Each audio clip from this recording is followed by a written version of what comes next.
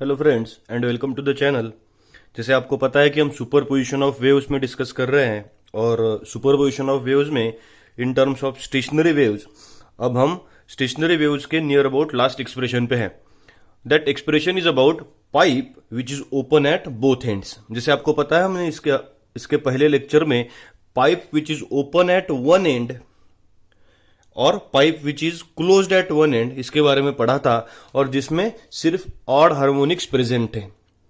आज हमें प्रूव करना है, सेम प्रोसीजर है, बस हमें थोड़ा सा मोड्स ऑफ वाइब्रेशन के बारे में पढ़ना पड़ेगा, but procedure is totally same. आज हमें पढ़ना है vibrations of air column in pipe open at both ends, यानी ऐसा पाइप जो दोनों एंड से कैसा है, ओपन है, this and and this and, दोनों एंड से ओपन है। अब कल एक क्वेश्चन पूछा गया था कि सर इसमें स्टेशनरी वेव कैसे प्रोड्यूस हो रही है, तो हम ऐसा कंसीडर कर रहे हैं कि इसमें स्टेशनरी वेव प्रोड्यूस होगी, ऊपर से वाइब्रेशन हो गए, नीचे से वाइब्रेशन हो गए और अंदर एक स्टेशनरी वेव हम प्रोड्यूस हो जाएगी, ऐसा हम कंसीडर कर रहे हैं। सो this is the structure of pipe which is open at both ends. इसके भी हमें तीन मोड्स के बारे में डिस्कशन करना है और in first mode, second mode and third mode कौन कौन से हार्मोनिक्स प्रेजेंट है, इससे हम ये प्रूव करेंगे that show that all harmonics are present in pipe open at both ends. जैसे आपको पता था, कल हमने ये प्रूव किया था कि only odd harmonics are present और यहां पे प्रूव करना है that all harmonics are present. So आज का लेक्चर हम शुरू करते हैं। होपफुली आप सबने वीडियो को लाइक किया है, सब्सक्राइब किया है, चैनल को सब्सक्राइब कर लिया है और जिन्होंने नहीं किया है वो अब करेंगे। मैं ज्यादा टाइम ना गवाते हुए हमारे वीडियो पे आता हूं। सबसे पहले this is a pipe which is open at both ends. अब हम क्या करेंगे, यहां पे हम ये कह सकते हैं दिस इज नो वाइब्रेशन, इसे हम क्या कह सकते हैं, नो वाइब्रेशन, यहां पे वाइब्रेशन नहीं है। फर्स्ट मोड के बारे में अगर हम डिस्कशन करेंगे, so length of pipe is here L and this can be considered as first mode। अब अगर हमने यहां पे कह दिया this is our first mode of vibration, कल की एक बात मैं फिर से दोहराता हूं कि जो एंड ओपन है वहां पे एयर को वाइब्रेट होने का फ्रीडम है। सो वहां पे एयर का वाइब्रेशन मैक्सिमम होगा, वहां पे एंटी नोड तैयार होगा, नोड तैयार नहीं हो सकता, बिकॉज यहां पे प्लेस है जहां पे वो क्या हो सकता है, वाइब्रेट हो सकता है। सो यहां पे कंसिडर कर लीजिए हमारा क्या तैयार होने वाला है, एंटी नोड। यहां पे भी क्या तैयार होने वाला है, antinode, because both ends are open. अब हमें ऐसा एक लूप तैयार करना है जिसमें दोनों साइड से क्या बनेगा, एंटी नोड बनेगा और वो भी मिनिमम फ्रीक्वेंसी का। सो हम ऐसा एक स्ट्रक्चर बना लेते हैं कि half loop and half loop. अब इसके नीचे तो वाइब्रेशन नहीं हो सकेगा, this is the minimum vibration we can get and this is node, but this is antinode, length of pipe is still L and this is our first mode of vibration. समझ में आ रहा है, यानी anti node बन गया। इससे नीचे यानी 1/4 ऑफ द लूप तो कोई बन नहीं सकता। वो एक लूप अगर पूरा बनाते थे तो ऊपर नोड आएगा, नीचे नोड आएगा, तो नोड तो नहीं चाहिए। अब इसे कॉन्कर करने के लिए, इसे सॉल्व करने के लिए हमने क्या किया, ऊपर एक एंटी नोड आया, नीचे एक एंटी नोड आया। सेम स्ट्रक्चर्स में लेंथ ऑफ पाइप हमारे पास सेम है। मैं कंसीडर करता हूं suppose this is our second mode of vibration. अब सेकंड मोड में क्या होगा, हमारी एक लूप बीच में क्या हो जाएगा, हमारा कंप्लीट हो जाएगा, हाफ लूप ऊपर as it is, half loop ऊपर एज इट इज। अब एंटीनोड्स गिनने हैं, एंटीनोड, ये बीच में एक एंटीनोड आया, ये एक एंटीनोड आया, कितने एंटीनोड हो गए, 3 एंटीनोड हो गए। डिस्टेंस कैलकुलेट करने के लिए, कौन सा, वाइब्रेटिंग डिस्टेंस कैलकुलेट करने के लिए। फिर बाद में अगर हमने थर्ड मोड वाइब्रेशन पे गए, suppose this is our third mode vibration, तो थर्ड मोड वाइब्रेशन में आएगा क्या, बीच में जैसे ये एक लूप कंप्लीट हुआ था पहले, इसके बाद में एक और लूप कंप्लीट हो जाएगा, this will be half loop, this will be half loop, anti node, ये एक एंटी नोड और ये भी क्या हो गया, एक एंटी नोड हो गया। So this structure can be calculated for third mode of vibration. और लेंथ ऑफ पाइप तीनों की कैसी है, सेम है, तीनों की लेंथ ऑफ पाइप आप क्या कह सकते हैं, सेम है। This is no vibration, first mode vibration, second mode vibration, third mode vibration. अब फोर्थ मोड में क्या होता था, फोर्थ मोड में लूप एक और ऐड हो जाएगा और half loop at the ends जैसे के वैसे रह जाएंगे। So we can calculate it as fourth mode, fifth mode, sixth mode. अब हमें चेक करना है अगर ये फर्स्ट हार्मोनिक है तो ये कौन सा हार्मोनिक है, क्योंकि कल हमारा यानी pipe open at one end के लिए फर्स्ट हार्मोनिक के बाद डायरेक्टली कौन सा हार्मोनिक आया था, थर्ड हार्मोनिक आया था। तो आज हमें चेक करना है कि इन सब मोड्स में कौन कौन से हार्मोनिक प्लेस हो रहे हैं। सो दिस इज द डायग्राम, और इसे हम कह सकते हैं ये कंप्लीट डायग्राम है हमारी। इसके बाद में हम जो कैलकुलेट करने वाले हैं उसको हम मोड वाइज डिस्क्राइब करेंगे। This first mode, second mode, third mode separately, कल के जैसे एग्जैक्टली हम तीन मोड्स का स्टडी यहां पे करेंगे। सो let us study first mode of vibration in pipe open at both ends. Flute का एग्जाम्पल इसके लिए परफेक्ट बैठेगा because it is also pipe open at both ends, और वहां पे हम क्या प्रोड्यूस कर रहे हैं, स्टेशनरी वेव प्रोड्यूस कर रहे हैं। Late us discuss about first mode of vibration in pipe open at both ends. So this is our first mode of vibration.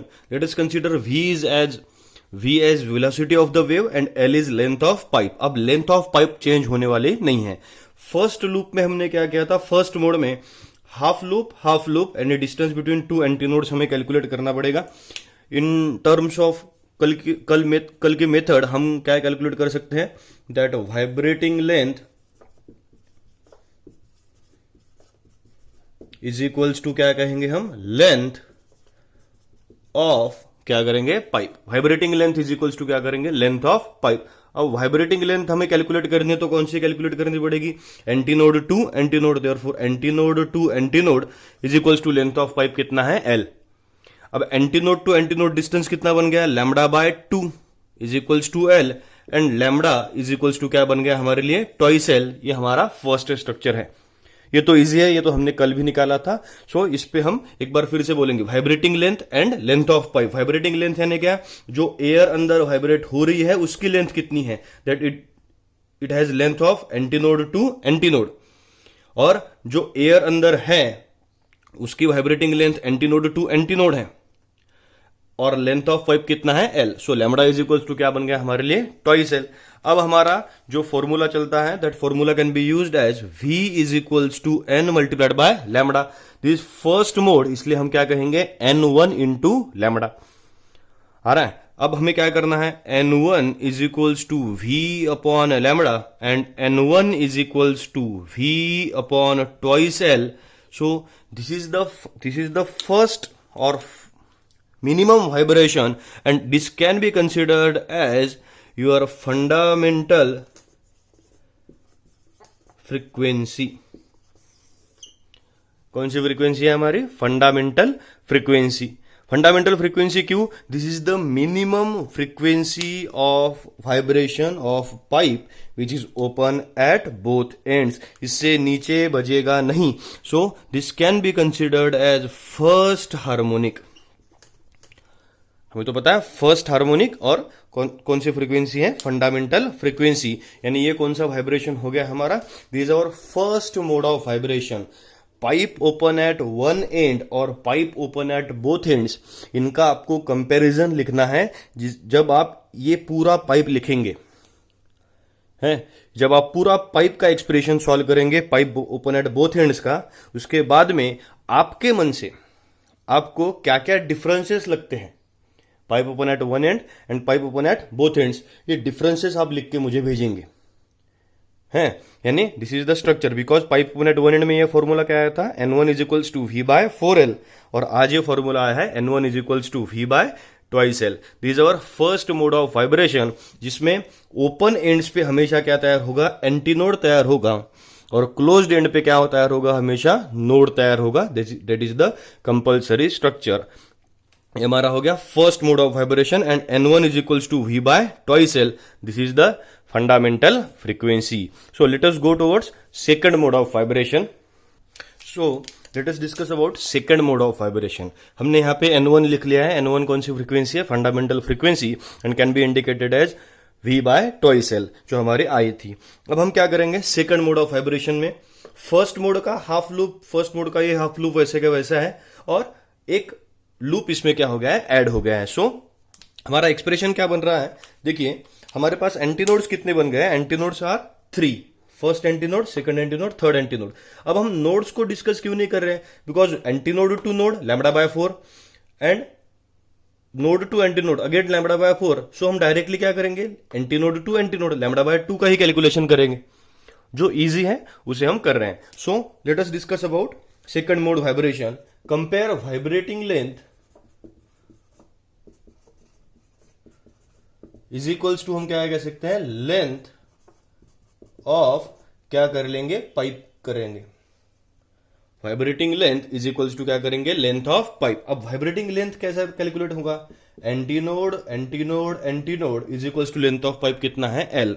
अब एंटीनोड टू एंटीनोड कितना डिस्टेंस है, lambda by 2 plus lambda by 2 is equals to क्या हो जाएगा, l, and lambda is equals to l. इसे ध्यान से देखना, हमारा लैम्बडा इज इक्वल्स टू क्या आ गया, एल आ गया। हमारा फॉर्मूला तो वही है, फॉर्मूला तो चेंज नहीं होगा।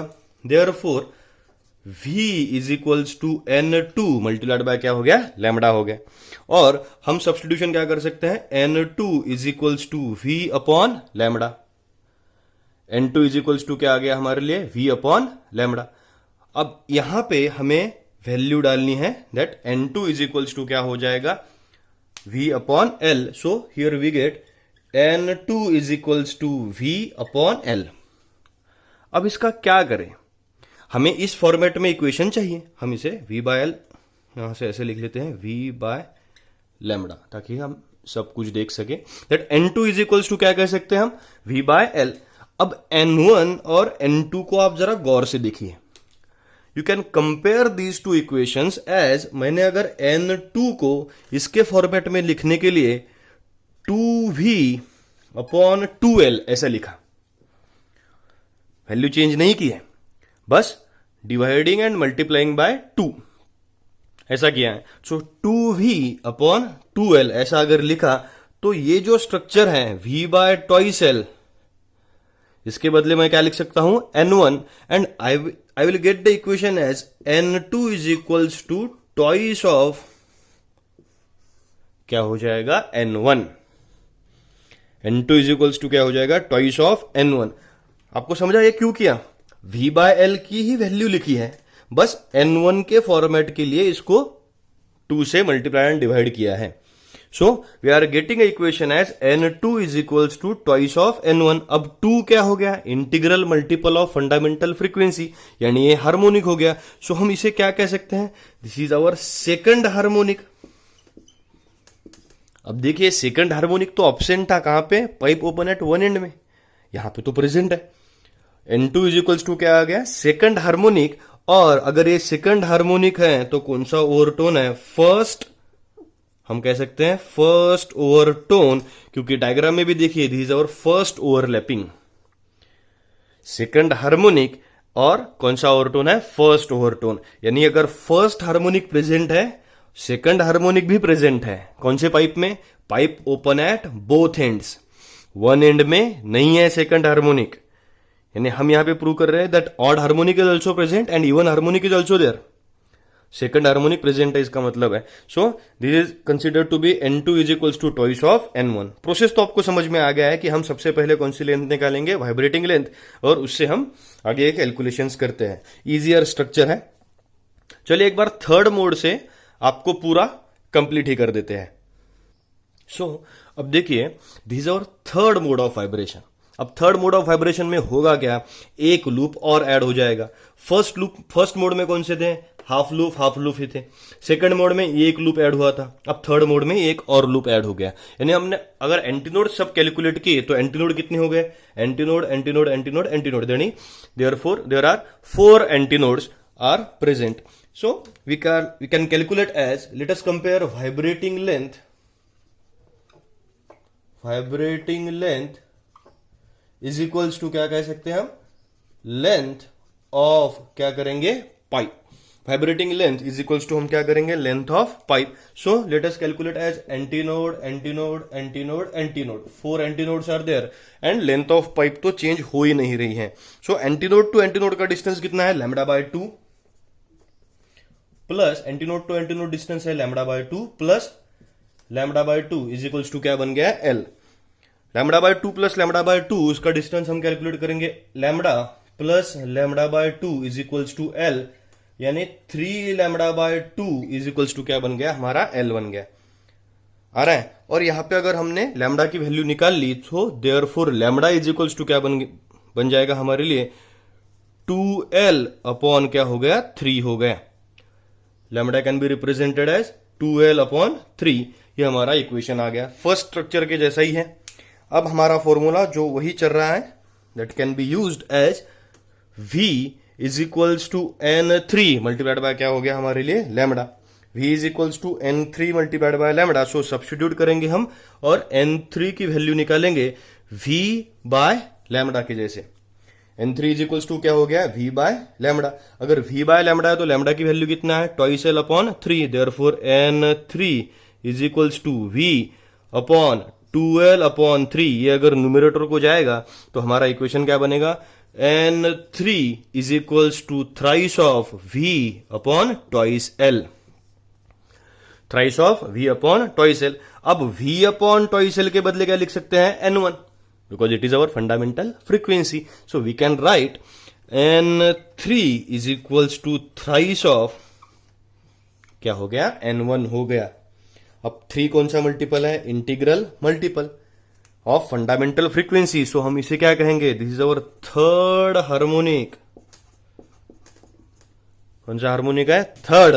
एंड ओवरलैपिंग कितने टाइम्स है, 2 टाइम्स. सो कौन सा, second overtone.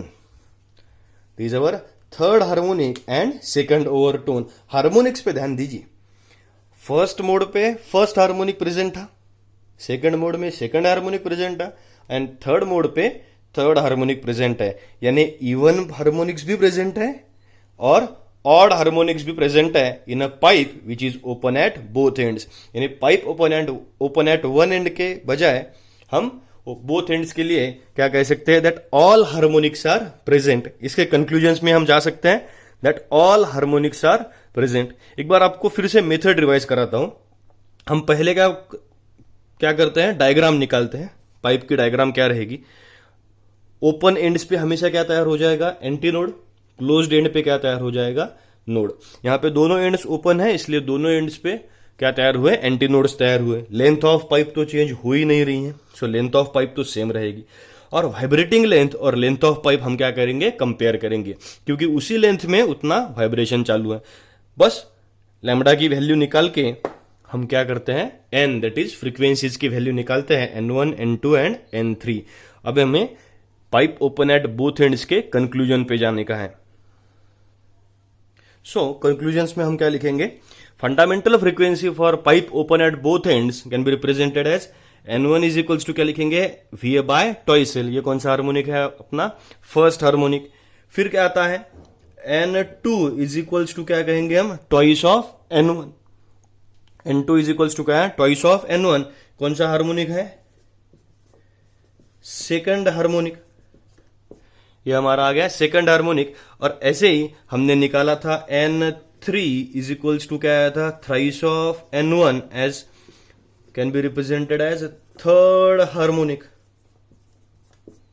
It can be represented as third harmonic. यानी हम यहां पे क्या कह सकते हैं, फर्स्ट भी प्रेजेंट है, सेकंड भी प्रेजेंट है, थर्ड भी प्रेजेंट है. सो कंक्लूजन सबसे मेन हमारा ये आएगा that all harmonics are present.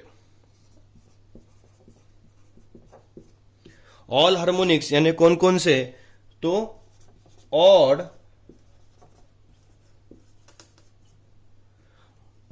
As well as even, all harmonics are present.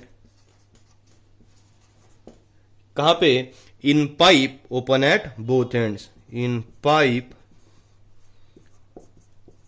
Open at both ends. ये हमारा कंक्लूजन हो गया.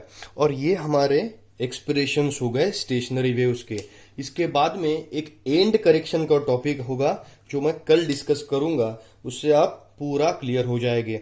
अब हमारे लिए एक्सप्रेशंस के लिए सबसे इंपॉर्टेंट स्ट्रक्चर ये है दैट ये एक्सप्रेशन भी आपका कैसे हो जाए, कंप्लीट हो जाए। ये एक्सप्रेशन जब कंप्लीट हो जाएगा तो आप स्टेशनरी वेव्स में 100% अच्छे मार्क सिक्योर करेंगे। आपको ये एक्सप्रेशन लिख के भेजना है और कंपैरिजन भी लिख के भेजनी है between pipe open at one end and pipe open at both ends.